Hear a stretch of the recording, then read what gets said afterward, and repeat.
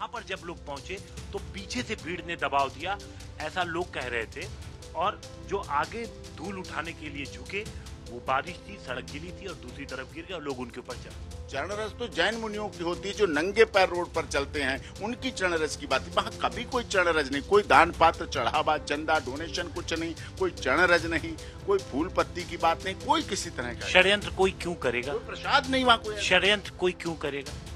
उत्तर प्रदेश सरकार को बदनाम करने की साजिश। पिछली बार भी आपने देखा होगा हाथरस में रेप प्रकरण हुआ था, तब भी मैंने डिफेंस किया कि वो जो प्राइवेट हैं सीसीटीवी कैमरेज और गवर्नमेंट के हैं, रोड के हैं, पेट्रोल पंप के हैं, Jio petrol pump, Indian Oil petrol pump, वो सारे जो भी सार्वजनिक रोड को कवर करते हैं उनकी सीसीटीवी फुटेज भी कलेक्ट कर लें और उसके बाद प्रिजर्व कर लें, जिससे आगे इन्वेस्टिगेशन में सहायता हो। नारायण साकार हरि मामले में कुछ नए अपडेट, कुछ नए तथ्य सामने आए हैं। ऐसा कहना इस पूरे मामले में नारायण साकार हरि की तरफ से एडवोकेट एपी सिंह जी का। हम उनसे बात करते हैं और पूछते हैं क्या है वो नए तथ्य जो एपी सिंह जी बताना चाहते हैं। क्या नए तथ्य सामने आए हैं?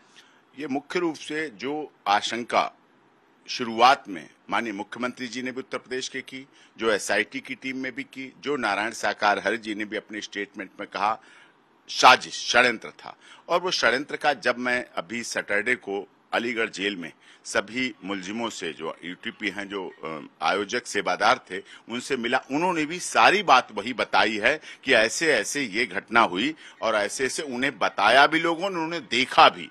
जो कि टेंट वाले थे, जो कि जनरेटर वाले थे, जो कि जल सेवा कर रहे थे, जो कि पार्किंग सेवा कर रहे थे, जो सब व्यवस्थाओं में थे, तो उन्होंने इस बात को बताया और उसी के आधार पर अब हमने पूरी रिटन कंप्लेंट, उनके स्टेटमेंट, उनके बयानों पे, और कुछ लोग उसमें पहचान भी करने के लिए तैयार हैं, शिनाख्त भी करेंगे। जब ये लोग पकड़े जाएंगे, गाड़ियों की भी शिनाख्त करेंगे, लोगों की भी आइडेंटिफाई करेंगे। जब टीआईपी होगी उसके आधार पर एफआईआर के लिए हमने आज एसपी हाथरस और जो त्रिसदस्यीय न्यायिक आयोग बना हुआ है जिसमें जांच कमीशन, उनको और डीजीपी उत्तर प्रदेश सरकार लखनऊ तथा उत्तर प्रदेश सरकार के माननीय मुख्यमंत्री जी के नाम ये शिकायत भेजी है, जिसमें हमने एसपी हाथरस से मांग की है और एसएचओ सिकंदरा राव को भेजकर इसमें एफआईआर रजिस्टर्ड होके प्रॉपर इन्वेस्टिगेशन, साजिश, षड्यंत्र की और जो जहरीला स्प्रे किया गया था उसके अंतर्गत हो, जिससे दोषी कोई बख्शा नहीं जाना चाहिए और निर्दोष को दंड नहीं मिलना चाहिए। यही हमारी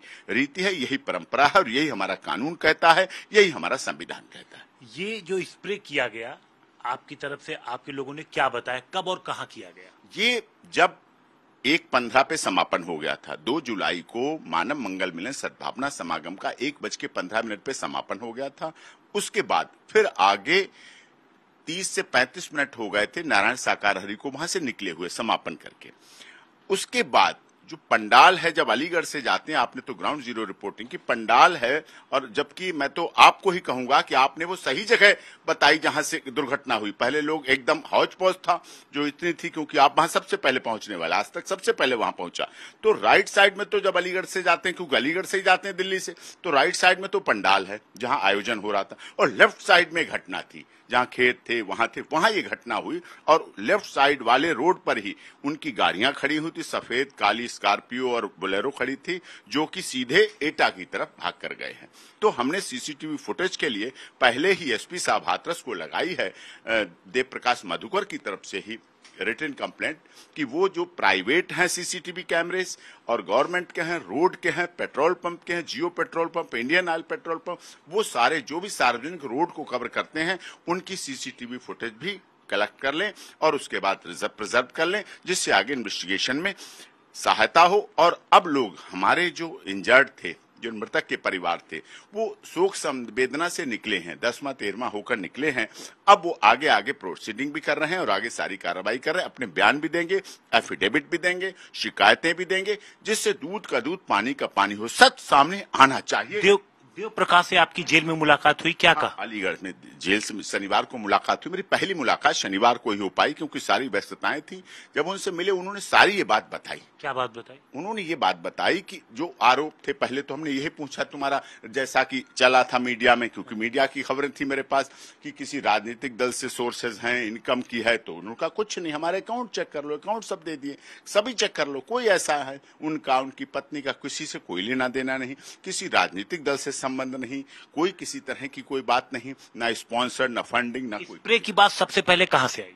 स्प्रे की सबसे पहली बात आई जब मैं हाथरस, अलीगढ़, जो सब में आई कॉमन, सबसे पहले बात आई थी अलीगढ़ हॉस्पिटल। जब मैं पहुंचा, जब अलीगढ़ के हॉस्पिटल में पहुंचा तो इंजर्ड ने कहा, फिर हाथरस गया, सिकंदराराव गया, मैनपुरी गया, एटा के हॉस्पिटल में गया, लगभग लोगों ने बताई। पोस्टमार्टम में तो ये बात नहीं आई? पोस्टमार्टम दम घुटने से हुई, लेकिन वहां पोस्टमार्टम की स्थिति बता रहा हूं आपको, एकदम इतनी लाशें, ना तो सिकंदराराव इस बात के लिए तैयार थे माइंडली, और जो सिस्टम है हमारा इतना तो ऐसा था नहीं, तो जिस तरह से किया गया, जैसे कुछ किया हुआ है।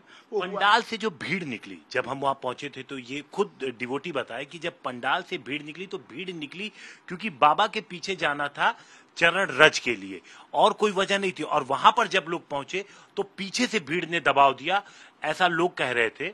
और जो आगे धूल उठाने के लिए झुके, वो बारिश थी, सड़क गिली थी और दूसरी तरफ गिर गया और लोग उनके ऊपर चढ़ गए। देखिए, ये तो आप मानते हैं, वहां जो उनके कार्यक्रम था, नारायण साकार हरि पंडाल के पीछे, अपने मंच के पीछे से आते हैं, सामने से नहीं आते। बैरिगेड बना होता है उनके आने के लिए, बैरिगेड पर कारपेट बिछी होती है, कोई हो साधारण कैसी कारपेट, उस सम्मान में बिछाते हैं।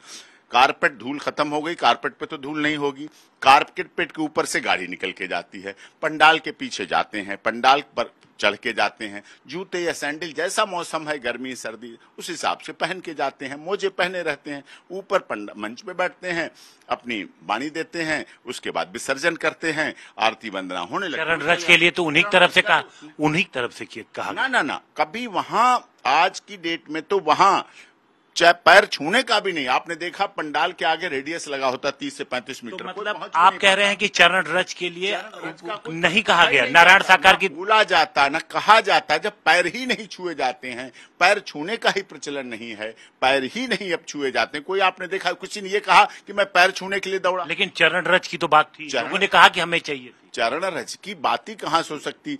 कारपेट के ऊपर गाड़ी में नारायण साकार हरि, कहां से चरण रस तो जैन मुनियों की होती है, जो नंगे पैर रोड पर चलते हैं, उनकी चरण रस की बात है। वहां कभी कोई चरण रज नहीं, कोई दान पात्र, चढ़ावा, चंदा, डोनेशन कुछ नहीं, कोई चरण रज नहीं, कोई फूल पत्ती की बात नहीं, कोई किसी तरह का षड्यंत्र कोई क्यों करेगा? कोई प्रसाद नहीं वहां, कोई षड्यंत्र कोई क्यों करेगा? उत्तर प्रदेश सरकार को बदनाम करने की साजिश। पिछली बार भी आपने देखा होगा, हाथरस में रेप प्रकरण हुआ था, तब भी मैंने डिफेंस किया, और अलीगढ़ की ट्रायल कोर्ट से ही बरी हुए 3 लोग मुलजिम बरी हुए। उस समय भी सरकार बदनाम करने के लिए पार्टियां पहुंच गई थी, वहां टूरिस्ट प्लेस बना लिया था। अब भी यही हो रहा है, सरकार को, उत्तर प्रदेश सरकार को बदनाम करने की साजिश हो सकती है, नारायण साकार हरि को बदनाम करने की साजिश हो सकती है। जो हमारा सनातन धर्म है, और उनको सनातन धर्म को बदनाम करने की साजिश हो सकती है। तो इन सब के पीछे जो 123 लोगों की मौत हुई, इन सब के पीछे अब साजिश की बात कही जा रही है एपी सिंह द्वारा। देखना यह है कि क्या इस मामले को संज्ञान में सरकार या पुलिस लेती है या नहीं।